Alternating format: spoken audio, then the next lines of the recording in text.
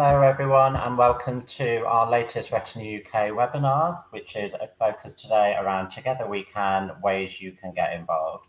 My name is James Clark and I am the Head of Income Generation here at Retina UK, and myself and the fundraising team are really looking forward to sharing with you some exciting ways that you can get involved with our vital work in 2025. So our slide, which we'll just pull up on screen, will show you our speakers for this evening. So I'm going to be joined by Amelia Burton, who is our Grants and Partnerships Manager. And then we've also got Siobhan Doyle, who is our Income Generation Coordinator here at Retina UK. And we'll share everyone's details afterwards. Tonight's webinar will be recorded and will be available on both YouTube and Spotify later this week if you'd like to listen to it again. Or if you've missed one of our previous webinars or podcasts, do visit our channels and website to catch up on those. And if you'd like to submit a question during tonight's live session, then please do use the Q&A chat function on Zoom, and we'll pick those up later in the live webinar.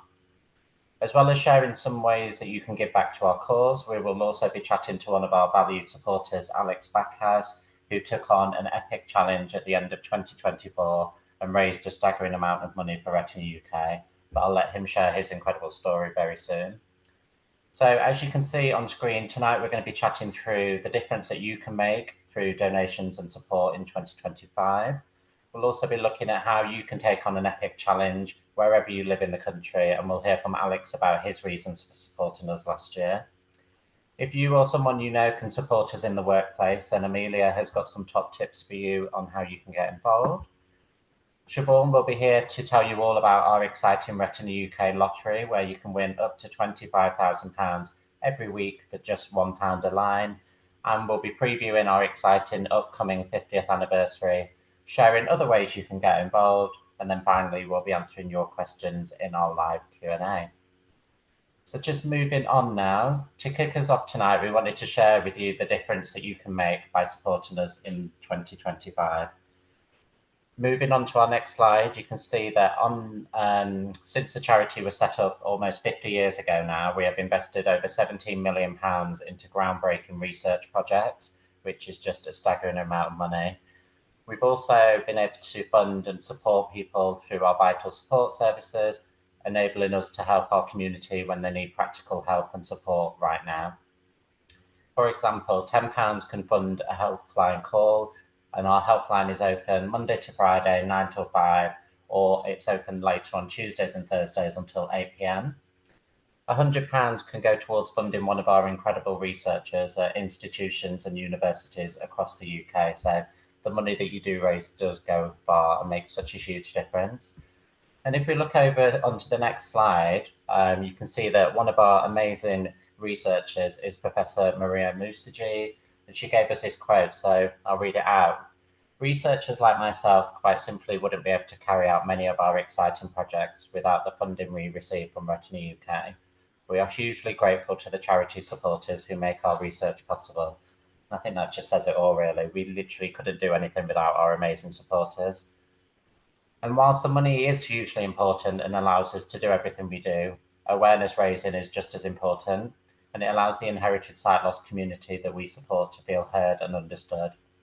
And if you would like to find out more about how we spend the money you donate or raise, please visit our website, retinauk.org.uk, to find our most recent impact report. Moving on now, and one of our most popular ways of fundraising for Retina UK is by taking on a challenge event. So that could be anything from running to swimming to skydiving to inflatable assault courses to cycling and so much more. We've got it all. Our website is the best place to find out what events we currently offer, or maybe you have your own challenge in mind that you would like to take on. We have recently introduced lots of brand new events to our website, including the Tough Mudder assault courses, hikes and treks in Yorkshire, Wales, Scotland, and all over the UK, cycling events including the Tour of Pembrokeshire, and so much more. Our annual walking challenge, 5K a day in May, is returning in May too. And May is National Walking Month, so we're asking you whether you can take on 5K of exercise every day in May for Retina UK. It's a £5 donation to sign up, and we will be here to support you throughout with training, top tips, and inspirational reminders of the difference you are making with your challenge. The registration link is now available on our website, and it's a great campaign to get involved in with your friends, family members, or colleagues.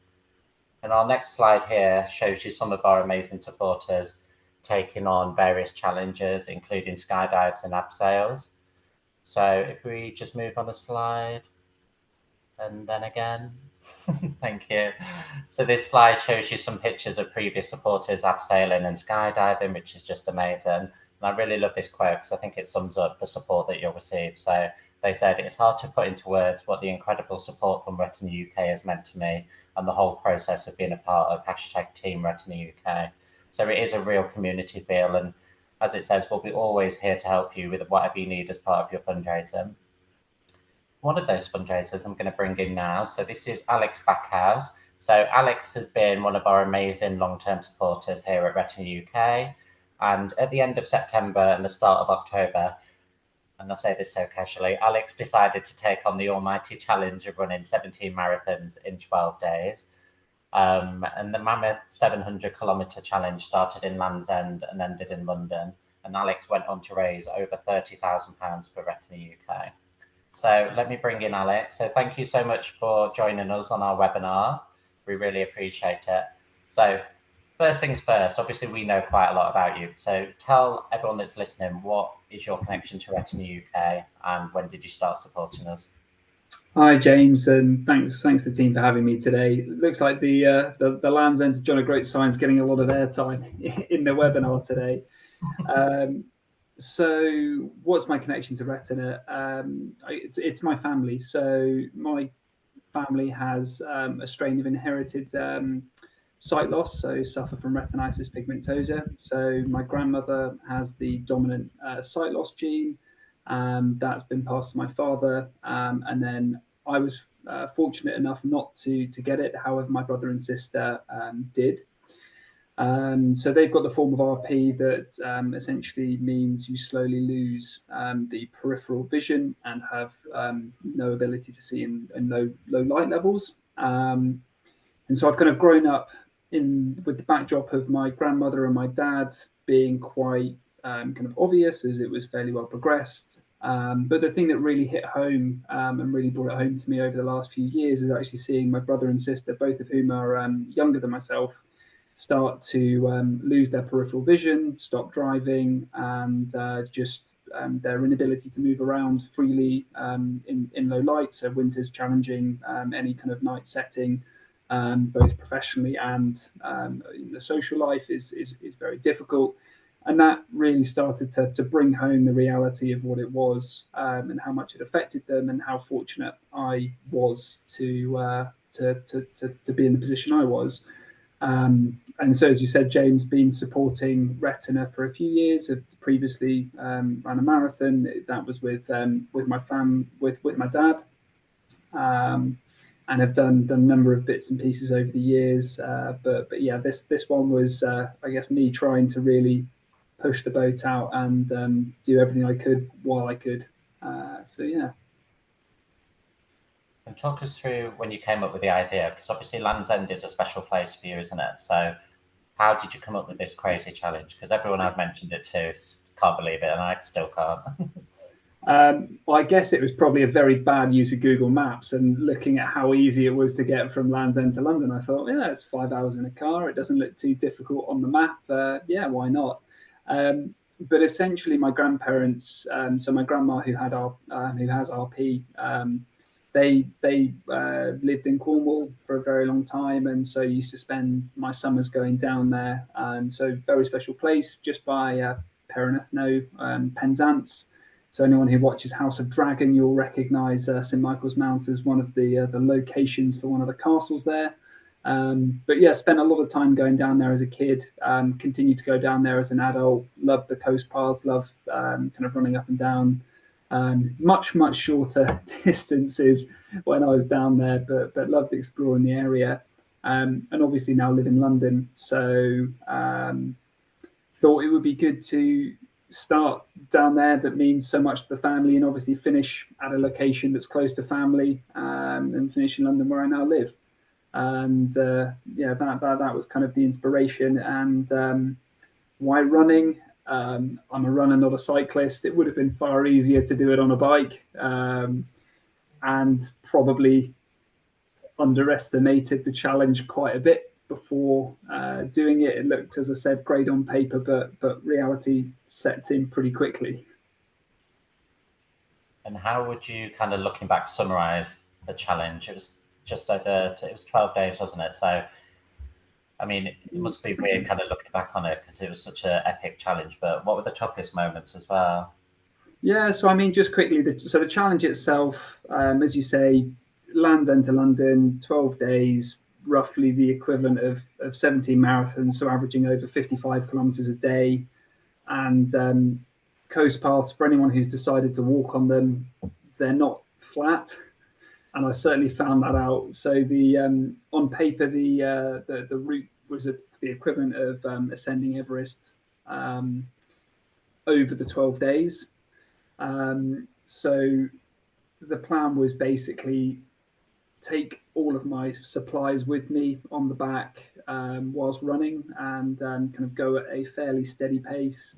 And I'd lined up Airbnbs and kind of stays with family across the route, with strategic drops of supplies, because I think each day I was consuming about 5 liters of water as a minimum and trying to get over kind of 4,000 calories. So that's quite a bit of food, quite a bit of water to carry. So kind of making sure to fill up across the way. As James said, end of September, beginning of October. So I was hoping for a pretty fair set of weather. Trained across the summer, it was very lovely. Trained in London, nice and flat. Richmond Hill, 50 meters. So when I actually started, and it was pretty rainy beforehand, so the coast paths had turned to pretty slick mud. It was much colder, so it was down to about 10 degrees on average, with a lot of wind and a lot of rain. So that was the first bit that was quite different. But the first 5 days managed to go really well. So covered just under 300 kilometers in the first 5 days, as I said. And that's where the first thing that I realized is the elevation that I plotted was absolutely rubbish, totally wrong. In the first 5 days, I ascended and descended the equivalent of Everest. So it was absolutely off on what I thought it was, and essentially that impact and kind of difference to my training regime resulted in the first hiccup, which was essentially stress fracturing my right shin, which meant that the run had to quickly adapt and become a bit of a duathlon. So luckily, I made it to Exeter. So I made Land's End to Exeter on foot, and then luckily the small village, and I do mean small village, that I ended up in had a very, very lovely bike shop, and was fortunate enough for them to be able to sort me out with a decent road bike. And so yeah, transitioned from run to cycle. I thought it would be a really easy one, and to be honest, the mentality at that point, I was pretty down. I was pretty it was it was strange. It felt like I'd failed the challenge in a way, because I kind of built it up in my mind. I was going to run the 700 kilometers. People have sponsored me to do this event, and I'd been very public about it. So I set up a social media page for it, posted on LinkedIn, Instagram, told my colleagues, told my friends, had a big WhatsApp group. And so to me, initially, it did feel like quite a failure, and I was really quite down about it. However, after a single day on the bike, I was very much of the mindset, this is absolutely not any easier. So I underestimated the bike. I tried to go quite far. So I think I did about 100 kilometers on the first bike, which first day on the bike, which was all right. I then got on the bike the second day, and it was in absolute pieces. I don't know if many people have gone on bikes. Bike seats are not comfortable. It's not nice on the posterior, and having done quite a lot of running, the legs were extremely tight. So I had the IT bands absolutely refusing to be comfortable as I was cycling over the New Forest. Every pedal stroke was pretty grim, and I was absolutely trickling along. Um, So yeah, any not motivation, but any moment of feeling like a fraud, very, very, very quickly evaporated. And it was really lovely to actually see, because again, sharing the story, sharing it on Instagram, sharing it with my friends, the reaction. And I think that was one of the things that really helped get me through it. And it was really nice to see people essentially rally around that change. Didn't help that I managed to lose both bike pedals on the bike. As I say, I'm not a cyclist. The cycle shop, very nice, very well intentioned, but they did give me apparently kids pedals, and so I managed to break both pedals on the bike on the cycle. So kind of shin splints and stress fracture on the leg wasn't enough. I did manage to break the bike and had to hobble about 5K. It was getting dark into Winchester after my battery on my phone had died. So yeah, the trials and tribulations weren't quite over. But anyway, after about on the 11th day, managed to stop off and see my grandmother. So managed to incorporate her in the route. So she is the one who has RP. And then the final day on the 12th day was going from just outside of Guildford into London. Again, this was a difficult day because I'd arranged 8 other runners to run into London with me, with a big group of people at the end. I was there on my bike and they were running, and it just didn't quite feel right. But again, I managed to kind of put the pride aside and joined with the fantastic other 8 people, because I mean, I couldn't have done it without the support team, without the other people who kind of committed to running segments with me, and without the support from James and team kind of orchestrating bits in the background. But yeah, hopefully that gives a bit of an overview of what the challenge was. And I mean, the motivation for choosing such a, I guess, big challenge was I wanted something that people could um, get behind. I wanted something that would result in a good donation and somebody thinking, yeah, that's worth my time. As someone who's done a couple of marathons, I wanted to look at something different. Did I ask myself, why on earth did I do Land's End to London whilst on the run? Absolutely. Did I think I should have stopped at the River Tamar as I got out of Cornwall? Could have done Land's End to Devon. Brilliant. People probably would have sponsored me for that. But no, I look back on the 12 days really fondly, James. And Becca, my wife, pulled together a photo album actually and gave it to me just before Christmas with some of the days, and it was really lovely looking back at the photos and reliving the coast paths, because also I elected foolishly probably to do a bit more on the coast path than was needed. So I did elect to choose some of the more picturesque routes through the national parks, etc. So not only was it a phenomenal cause, but it did get me to go through some of those beautiful parts of the UK. It's so nice kind of revisiting it, because it was such a huge thing, obviously for you, but also for us, not only us as a staff team, but our community really got behind it as well. Because one of the highlights of our annual conference that we did in Manchester in September was, luckily, it was at the same time as you were about halfway through the challenge, I think. And we were able to dial you in, and hundreds of people were there in person and online. So, and it was such a special moment. Even thinking about it gives me goosebumps, because the reaction in the room was amazing, and it was so special for you. How did it make you feel knowing that everyone was behind you? That was because that was as I was going through Plymouth. I just got off the ferry, and I kind of was trying to find a place to dial into the call, and it was as I was going through kind of the industrial part of Plymouth with some quite gruff people going around me, looking at me as if I was some kind of budget influencer there with the phone. But yeah, I think definitely it was very emotional doing it there. I think whenever you do, I mean, whenever I've kind of done a long run before, I think it sets the chemical balance in your body and your hormones a bit all over the place, and definitely emotional, but really brilliant to share with the members what was happening, where I was, why I was doing it, and also really, really lovely to see the messages that came through from the attendees there and the support from them. So, as I say, it was just one of the things that really staggered me as I went through was sharing that story with people I met, places I stayed, and then just the generosity of people who I came across, and the real genuine interest of people as I did it.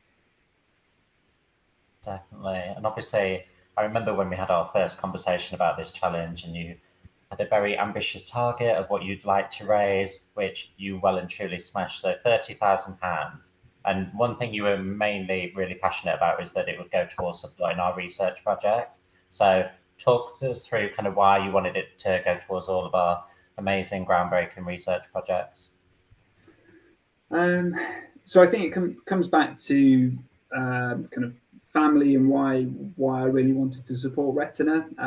My uncle actually, not who's affected by RP, but my uncle, so my dad's brother, he, I think through his experience growing up with his mum having RP and his brother having RP, went on to be an eye surgeon.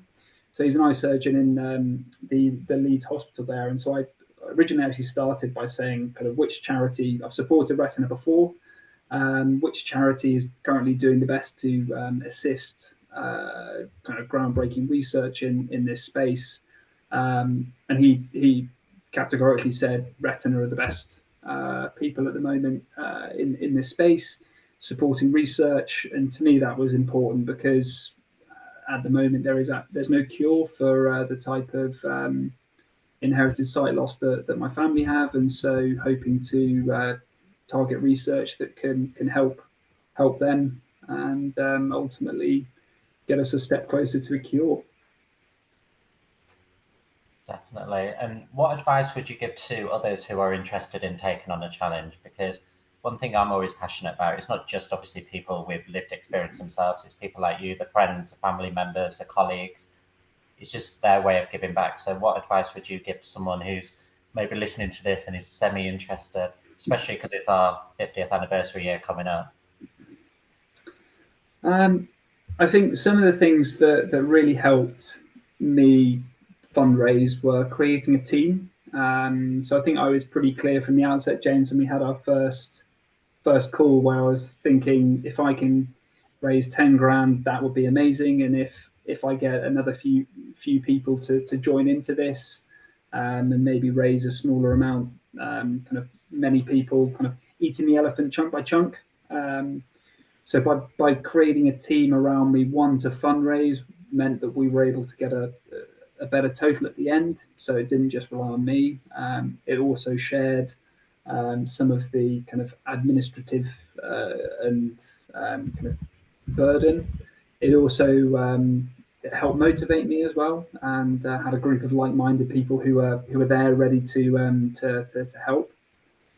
I think secondly would be not saying that everyone's going to be doing something like this, but even it can be for anything, however big, however small, is essentially make yourself accountable. Tell someone that you're going to do it. So I think I pretty early on, again, James to you said, I'm telling you this because I want to make sure I do it. So I think we first met in March 24, so good 6 months before I decided to do it. And then quite quickly made sure I told my colleagues, my friends that I was going to do this. And that the main reason for that was just to make sure that it gave me that extra nudge. And there were definitely times where if I hadn't done that, I would have pulled out. No questions asked. And then I think repetition. When you start doing one of these events, just keep plugging your message. Keep saying why you're doing it, why it's important to you, and take people on the journey. So I used Instagram for that. I used WhatsApp for that, and it was really well received, and people enjoyed the updates. So yeah, create a team, make yourself accountable, repetition on the fundraising. Amazing, really good advice. So we're going to leave it there, but if anybody's got any questions for Alex, I'm sure there's plenty, please send them in and we'll ask those to him at the end.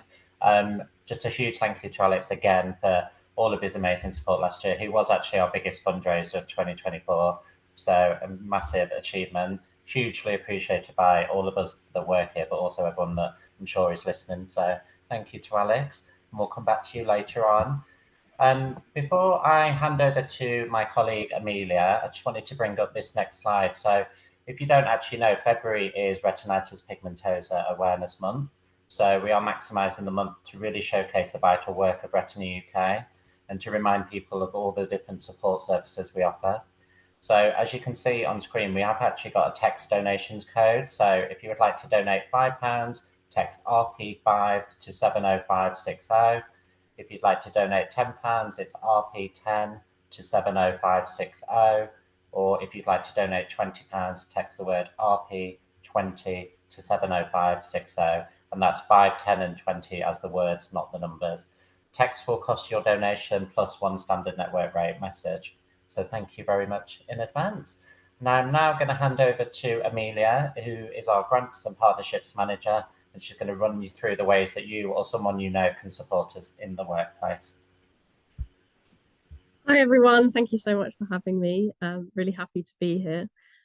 So as part of my role, I work in corporate fundraising, and I'm very much here to support anyone interested in corporate fundraising throughout their journey. Can we have the next slide, please? So here are some ways that you can get involved in corporate fundraising. It's very varied and can be tailored according to what you're interested in or what your workplace is interested in. So one significant way you can get involved is seeing if your company does a Charity of the Year program to nominate us, and then your company can support us for the duration of the year through doing fundraising of your own. And that can be sort of unrestricted just towards Retina UK, or if you're particularly interested in supporting a project, such as in medical research or a helpline, we can very much do it to be just for that. Another interesting way to get involved is payroll giving. So this ensures that you can give to us sort of each month before tax is taken off of your salary. So it's a really effective way to give to us and make your donation go further. If you're interested in doing a challenge event, as we've just heard from Alex, you can see if your company does match funding to sort of accelerate the impact you're having in your fundraising even further. You could also host a raffle of your own. So we find this particularly at Christmas time, and raise the money for us to do that. Also at Retina UK, we do some local raffles. So if you'd like to donate some prizes to us, that's another way that you can get involved. As well as this, you might be interested in doing an event to sort of rally your team together, have a fun day, and help us raise funds all at the same time. So you could do a charity golf day, you could do a bake sale, coffee mornings. There's information on my website about that as well. And also at a different level, you can also become one of our sponsors for key events. So one of our flagship events of the year is our professionals and annual conference. And your company can become a sponsor, great publicity, but also help us with the funds so that we can bring community together. So, yeah, lots of ways to get involved, and I'm here to support you in your corporate fundraising journey. Any way that I can support, any questions that you have, I am here. And you can also check out on our website, we have a corporate partnerships section, and you can download our corporate partnerships flyer if you'd like to give it to people in your workplace, which highlights the ways you can get involved, but also the impact that your donation will have. So that's from me. And remember to submit your questions. We'll be coming back to them. So if anything's popped into your mind just now, anything you want to ask Alex, please put them in the question box.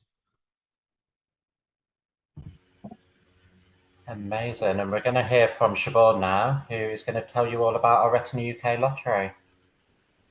Hello, everyone, and thank you, James, for having me here.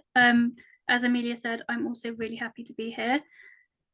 So with our Retina UK lottery, it's something that we launched about a year ago, and it's proven to be really popular with our supporters. So It's really easy to play. It's £1 a go. You can play up to 5 lines, and you have the chance of winning up to £25,000 every single week.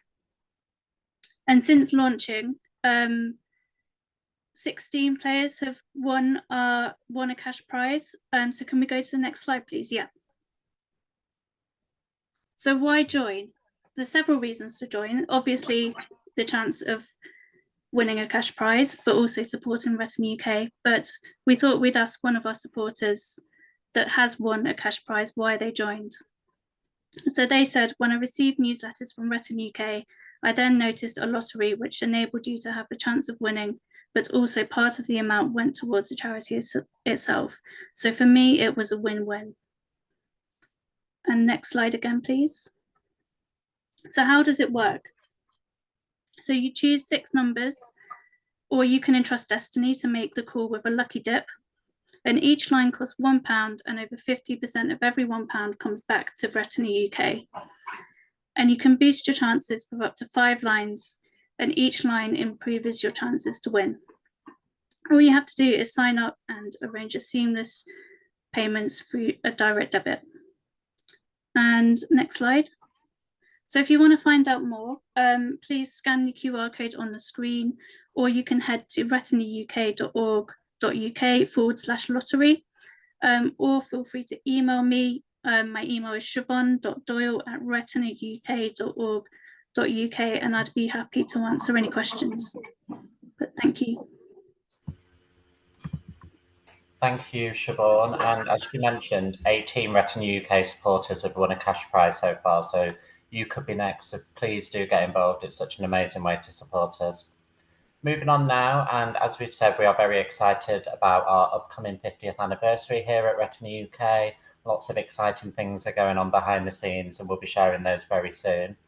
The anniversary year starts in June 2025, and it runs to the following June. So like I said, we've got lots of exciting events, projects and campaigns lined up. So if you don't already, please make sure you follow us on social media or subscribe to our mailing list to be the first to find out more.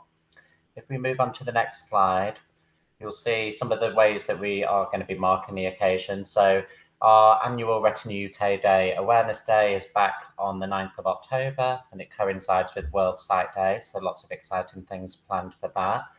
As part of our anniversary, a team of Retina UK staff and supporters are heading to the Sahara Desert in November 2025 for our first international trek in over a decade. And we already can't wait to hear all about it. As you can see, we're going to be launching our biggest ever fundraising appeal, which is coming this June. And if you've got any ideas of how you'd like to mark the occasion and get involved, we would absolutely love to hear from you. We'll put up our email at the end of the session, but it is fundraising@retinauk.org.uk. So please do get in touch. And if we just move on to the next slide, and again, please. Just move on once more. Yeah, thank you. It's almost time for our Q&A, but before that, I just wanted to run through a few other quick ways you can show your support for Retina UK this year. Could you display a collection tin in your local supermarket, shop, salon, or other business? Such a quick way to support us, but also allows us to raise awareness. Bake sales are a fun way to fundraise, and with Pancake Day, Easter, and summer on the way, maybe you could organise a bake sale to enjoy lots of yummy treats whilst also supporting us. We are looking for more supporters to become Retina UK members, and if you would like to do so at a cost of £24 a year, please do get in touch. Could you organise a community event in your local area? From gigs to talent shows to gym classes, whatever you want to do will help you to make it happen. Did you know that you can donate your used stamps to our stamps appeal? It's something that's growing year on year, and you can send in your stamps to Free Post Retina UK when you've collected a decent amount. And if you visit our website, you can kindly make a one-off donation or set up a regular monthly donation on there too. When your birthday comes around next, you could create a Facebook birthday fundraiser and ask your loved ones and social media followers to make a donation on your behalf as part of your celebrations. And just as a reminder, as you can see on screen, this month is Retinitis Pigmentosa Awareness Month.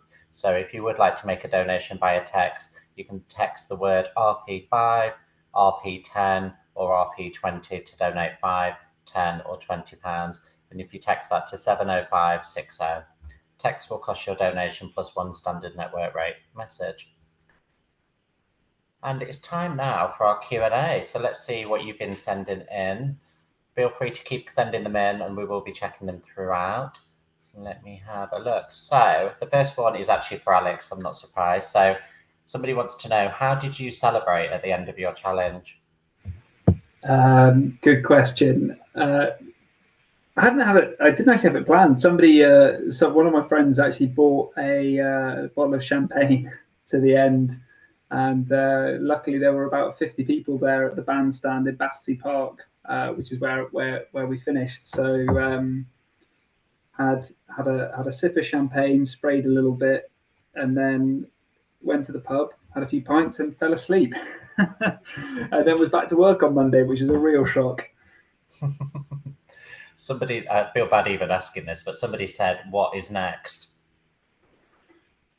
Looking after my new daughter. So I think whilst one of the unsung hero of this was my wife, who was 7 months pregnant whilst supporting segments of the run. And so yeah, the next challenge is looking after my 9-week-old daughter Freya. So yeah, focusing on her for now. Amazing. The next one's actually probably for Amelia. So it says, why is payroll giving effective? So payroll giving is something that you can do monthly. So it helps us know that money is coming in so that we can plan ahead, which is really, really valuable for charities. It also makes sure that your donation goes further because you're paying it sort of before tax. So it helps go even further. And it can also be a great way that your company gets to know us as well. So lots of different ways it's helpful. Amazing. There's actually another question for you, Amelia. It says, how can you support me with corporate fundraising? Yeah, so I can support you. Just get in touch with me.